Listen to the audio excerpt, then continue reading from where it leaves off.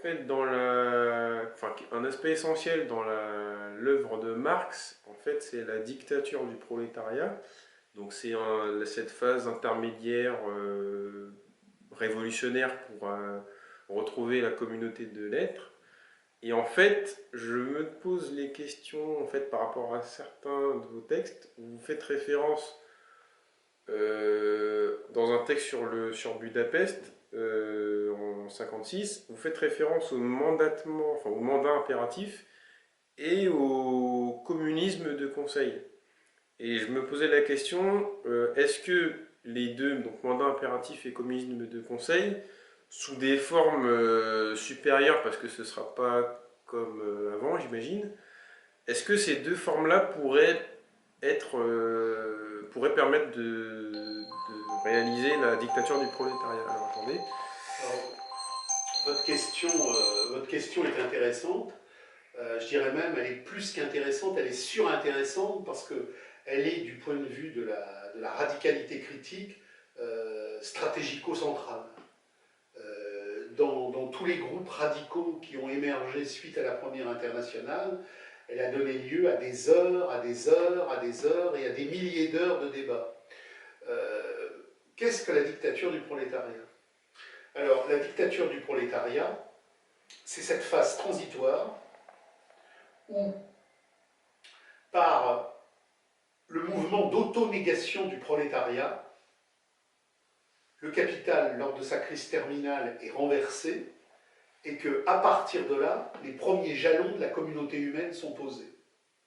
Alors, ce qu'il faut bien comprendre, c'est qu'il y a une opposition radicale, totale, entre Marx, le bolchevisme et toutes les écoles péri-bolchevistes, c'est-à-dire léninisme classique, trotskisme, maoïsme, tous les courants capitalistes d'État qui ont utilisé les conceptualisations de Marx pour produire du capitalisme d'État, tout comme Calvin utilisait les conceptualisations du Christ pour faire non pas l'abolition du temple de la marchandise, mais pour au contraire valoriser et sanctuariser la bourse de Genève. Donc il faut faire là encore œuvre d'intelligence. De la même manière que Calvin utilise les mots du Christ pour produire l'envers du Christ, Lénine a utilisé les mots de Marx pour produire l'envers de Marx. Alors, on a des textes décisifs de Marx sur la dictature du prolétariat et sur la compréhension radicale de ce que ça implique. On a en particulier la guerre civile en France, à partir de l'expérience pratique de la Commune, et surtout un texte décisif qui s'appelle la critique du programme de Gotha, où Marx fait une critique radicale de la social-démocratie, étant entendu que la social-démocratie est la mère du bolchevisme. Le bolchevisme n'est qu'une social-démocratie durcie.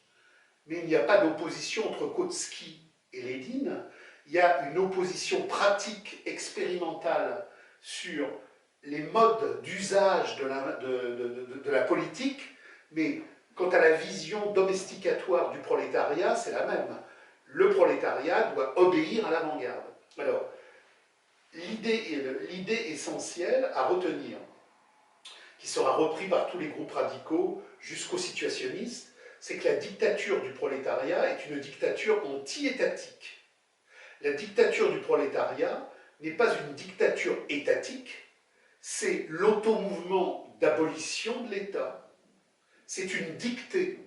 C'est pour ça que c'est une dictatura.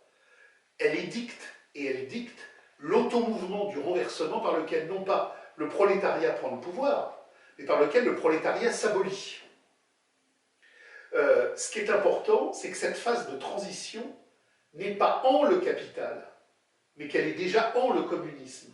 C'est-à-dire qu'on ne passe pas du jour au lendemain de la crise du capital au communisme, mais on passe du jour au lendemain à l'abolition des catégories du capital. On ne passe pas du jour au lendemain à l'abondance communiste, mais du jour au lendemain, on abolit les catégories. C'est la phase des transitions. Ce n'est pas une socialisation étatique, ce n'est pas l'autogestion, qui n'est que l'autogestion de la mer marchande. Quand on voit les groupes libertaires dire les ouvriers gèrent leurs usines, les paysans gèrent leurs terres, qu'est-ce que c'est que ce bordel? On ne va pas gérer la merde que le capital nous a laissée. L'autogestion, c'est la gestion auto-aliénatoire par laquelle la classe ouvrière, demeurant une classe ouvrière, gère les déchets du capital. Donc Donc c'est pas du tout ça. Critique du programme de Gotha, guerre civile en France, on l'a bien vu à Barcelone en 1937, on l'a vu en Hongrie en 1956, on l'a vu en France en 1936. Chaque fois que le prolétariat manifeste sa puissance, la classe capitaliste qui est en face, par la manipulation intérieure, par la diversion extérieure et par les forces de répression, vise effectivement à empêcher le sursaut révolutionnaire. Donc la Hongrie, les conseils ouvriers en 1956, les communes barricadières d'Espagne en 1937, nous avons plein d'exemples, mais ces exemples ont eu lieu dans le temps d'ascension du capital. Donc ils ne pouvaient pas réussir, ils étaient condamnés à l'isolement et à la défaite. La grande problématique de la dictature du prolétariat, c'est qu'au moment de la crise terminale du capital, le gouvernement du spectacle mondial, la tyrannie cosmopolite de la marchandise, ne va pas effectivement rester sans réagir lors de l'effondrement de tout son système bancaire, financier et industriel. Et lorsque les ouvriers d'Italie, les ouvriers de France, ceux du Mexique et d'Amérique, ceux du Japon et d'Australie se mettront en branle pour se réapproprier leur existence, il est bien évident que les forces de répression se mettront en mouvement. Donc, la dictature du prolétariat est ce moment où le prolétariat est obligé, face aux forces de répression qui veulent imposer la dictature du capital, qui est une dictature étatique, d'imposer la dictature de l'autosuppression du prolétariat par le biais de comités ouvriers de base, comme on l'a vu à Barcelone en 1937 ou comme on l'a vu en Hongrie en 1956, qui prennent la forme de conseils. Mais ce n'est pas le conseil qui est décisif. Alors là, je vais rentrer dans des débats très pointus à l'intérieur du mouvement ouvrier radical. C'est le débat entre les conseillistes allemands et les bordiguistes italiens, qui représentent deux variantes aliénatoires à un moment donné, parce que comme la théorie ne peut être qu'immature quand les conditions objectives de la maturité critique ne sont pas là, chacun des groupements a vu des choses importantes, mais sans en faire l'unité supérieure. Les groupes allemands, qui n'étaient pas des groupuscules, parce qu'au sortir de la révolution spartakiste, il y avait deux partis communistes.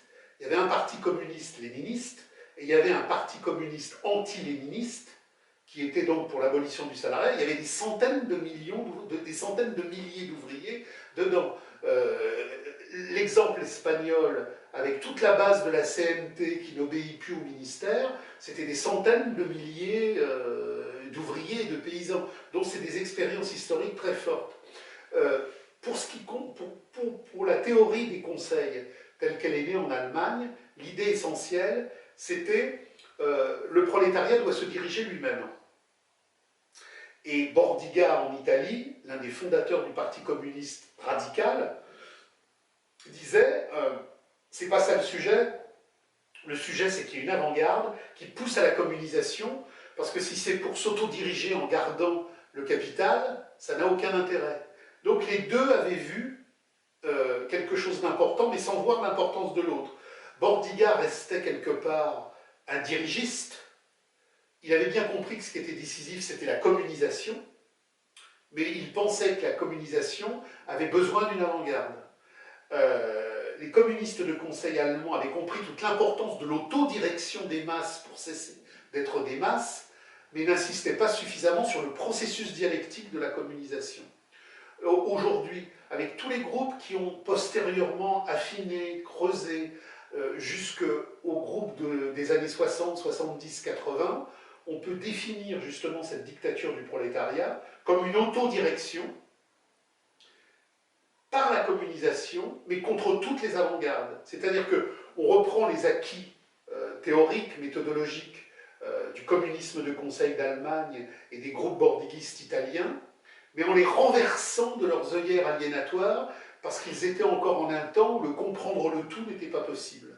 Et au sortir de la grande expérience de la révolution barricadière de Barcelone en 1937, où en particulier des groupes comme Bilan ou comme l'Union communiste ont théorisé en approfondissement, et jusqu'aux situationnistes, en passant par des groupes comme Pouvoir ouvrier, l'intervention communiste, le cahier des communismes de conseil, etc., ce que l'on peut dire au regard de la critique du programme de Gotha et au regard de la guerre civile en France, c'est que la dictature du prolétariat est, en essence, l'automouvement anti-étatique du prolétariat qui abolit les catégories économiques de la marchandise et qui, par ce mouvement par lequel il produit la communisation, en s'auto-abolissant, produit les premières conditions objectives d'une forme qui n'est plus une société, qui ignore la domestication et qui est déjà l'enclenchement de la communauté, et qui pose le problème dans son universalité.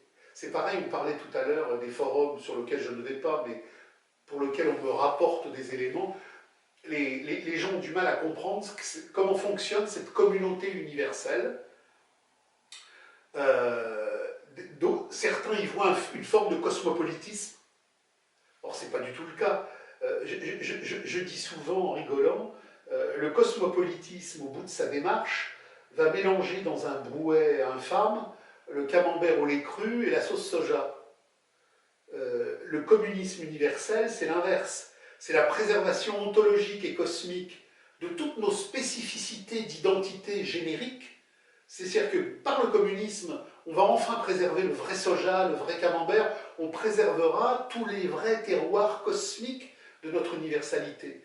Mais le local cosmique préservé impose un dialogue d'universalité riche qui est précisément le contraire du cosmopolitisme de la marchandise, qui n'est pas un universel cosmique, mais qui est une éradication généralisée par la valeur. Donc, il faut comprendre que l'être générique de l'homme est universel. C'est pas parce que la marchandise est universelle que faire surgir l'être générique universel, c'est dupliquer la marchandise à l'envers. C'est pas la dupliquer à l'envers, c'est l'éradiquer à l'endroit. Donc, la dictature anti-étatique du prolétariat est ce moment de nécessité qui nous est imposé par la classe capitaliste mondiale quand elle voit que nous, êtres humains déshumanisés, voulons réhumaniser notre espace pour vivre enfin debout comme des êtres humains, et qu'elle organisera notre mitraillage et notre extermination. Les prolétaires de Budapest en 1956 ont été exterminés par la sainte alliance du capitalisme étatique de Moscou et le capitalisme libéral de Washington. Donc, ce qu'il faut bien comprendre, c'est que la révolution est une chose sérieuse. À partir du moment où nous dirons unanimement que nous ne voulons plus être des objets circulatoires marchands, mais que nous voulons être des êtres humains de saveur et de vie humaine, il est évident que la classe capitaliste mondiale, qui gère cet énorme empire d'abrutissement, de domestication et d'anéantissement humain, ne se laissera pas faire. Donc cette phase de collision aura nécessairement une phase qui ne sera pas militaire, qui ne sera pas policière, qui sera armée, mais pour la disparition de toutes les polices et de toutes les armées. Ok, ben c'est très très bien là, ce développement, ça m'aide. Parce qu'en fait, je me posais beaucoup de questions sur le conseillisme. Je me disais c'est intéressant parce que bon, c'est un petit peu un carrefour entre Rosa, Luxembourg, entre tout un tas de gens, Bordiga et tout ça. Mais bon, je sentais quand même qu'ils étaient pas d'accord sur tout quoi. Et vous avez le livre de Pankow, Les conseils ouvriers? Ben en fait, Pankow, je crois qu'à un moment dans les conseils ouvriers, il dit que le capital va pas s'auto-abolir, je crois. Ah ben oui, mais non, mais parce que le problème, si vous voulez, c'est que tous ces groupes-là n'ont pas de théorie unitaire. Même Debord, sa critique du spectacle, elle est géniale, parce qu'il reprend le fétichisme de la marchandise, mais il fait complètement l'impasse sur la crise. Debord ne comprend rien à la crise du capital. D'accord. Si vous prenez Pankow, le capital ne va pas tomber tout seul. Il faut qu'il y ait une volonté humaine. C'est-à-dire que la crise de l'implication réciproque, Hegel, Marx, prolétariat, capital, la révolution n'est pas le moment où par une subjectivité spécifique, les gens se mettent à comprendre. C'est la matérialité concrète du rapport dialectique de l'implication réciproque prolétariat-capital qui ne peut plus fonctionner parce qu'il y a la crise terminale du capital. Disons qu'en fait, ils étaient en avance sur certains aspects, mais en dernière instance, c'est la crise qui fait la synthèse de tout ça, en fait. Voilà, et ils n'avaient pas compris ça. Vous aviez des tas de groupes qui disaient la crise est nécessaire mais pas suffisante. Qu'est-ce que ça veut dire? D'un point de vue hegelien et d'un point de vue marxien, seul le nécessaire est nécessaire. Donc la crise est nécessaire mais pas suffisante. Ça veut dire la crise va foutre le bordel, mais c'est pas suffisant. Alors, c'est pas suffisant, donc il faut un parti. C'est pas suffisant, donc il... Non.